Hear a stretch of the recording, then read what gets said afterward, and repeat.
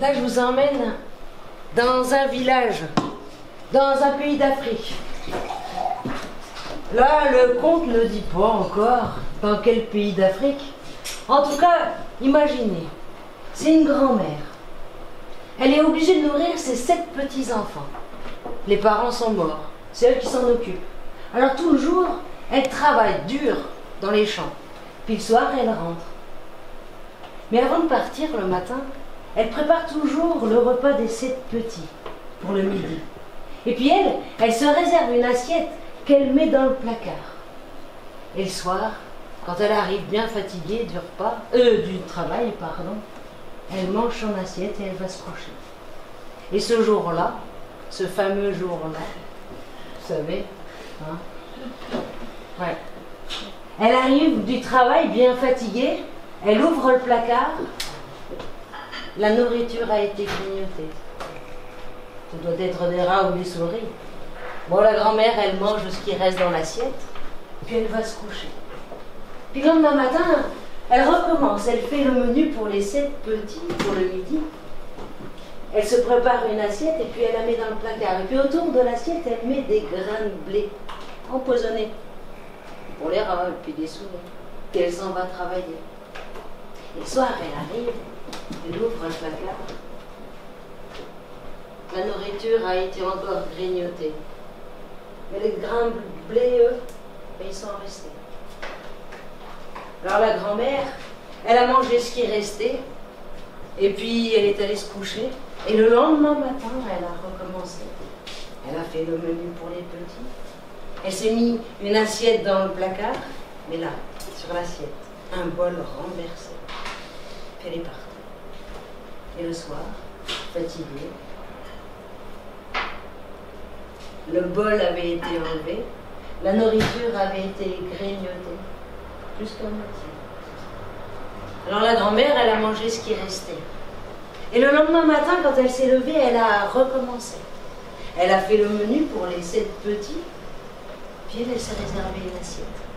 Là, l'assiette, elle l'a mise dans le placard, un bol dessus et une grosse pierre. Et le soir, elle est rentrée.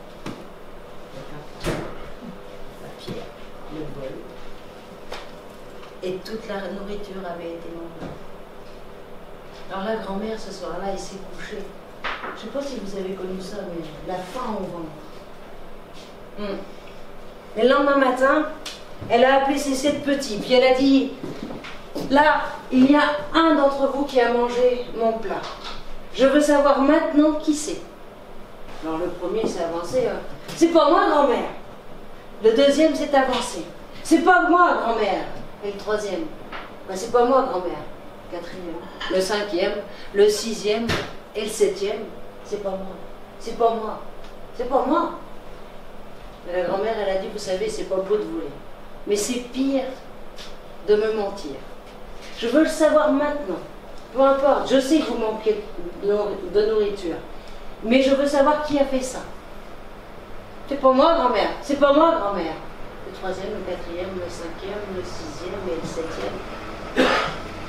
Alors la grand-mère, elle a dit, vous savez, dans la lagune, il y a un étang. Et dans cet étang, il y a l'esprit de la lagune. Et lui, il sait lequel de vous a mangé le bon repas. On va y aller. Et chacun d'entre vous, vous allez rentrer dans l'étang. Et vous allez dire cette formule. Si c'est moi qui ai mangé la nourriture, si c'est moi qui ai grignoté le plat, esprit de la lagune, emporte-moi. Esprit de la lagune, tue-moi. Ils sont allés à l'étang. Le premier est entré dans l'eau. Si c'est moi qui ai mangé la nourriture, si c'est moi qui ai grignoté dans le plat, esprit de la lagune, emporte-moi. Esprit de la lagune, tue-moi.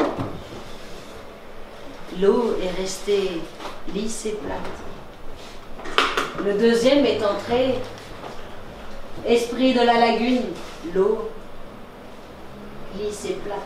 Le troisième, le quatrième, le 5e, le 6e et le 7e. Quand il est rentré dans l'eau, on a bien vu qu'il avait les jambes qui flageolait.